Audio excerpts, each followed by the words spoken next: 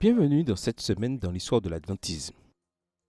Il y a 185 ans, le 14 octobre 1835, George Doyle est né sur la côte sud de l'Angleterre, près du grand port de Southampton. George est devenu marin et travaillait sur les bateaux qui parcouraient le monde entier. Un jour, dans les années 1870, alors que son navire était au mouillage à San Francisco, il entendit John Loughborough prêcher sur le message du troisième ange et il est devenu l'un des premiers Britanniques à se convertir à l'adventisme. En 1882, George retourna sur sa terre natale en tant que missionnaire adventiste.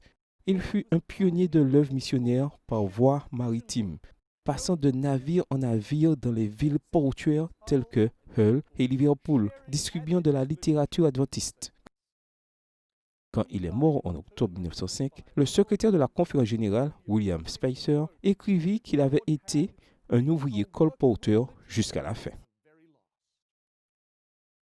Il y a 100 ans, le 12 octobre 1920, Edith Bruce, une missionnaire du Michigan aux États-Unis, est morte en Inde où elle œuvrait depuis 12 ans. Elle avait 53 ans et est décédée de complications suite à une opération chirurgicale. Vous pouvez voir sa photo publiée avec sa nécrologie. Motivée par le service de servir à l'âge de 34 ans, elle avait suivi la formation d'infirmière au sanatorium de Battle Creek. Edith travailla dans les salles de soins dans le Michigan et ensuite en tant qu'infirmière en chef au sanatorium dans le centre-ville de Washington, D.C., avant d'accepter en 1908 un appel pour devenir missionnaire en Inde où elle est devenue une infirmière très appréciée avant de succomber elle-même à la maladie. Sa nécrologie fut un hommage émouvant. Nous l'avons enterrée sur une pente calme au pied de l'Himalaya, jusqu'à ce que ces anciennes montagnes capturent les lueurs du matin glorieux du retour de Jésus,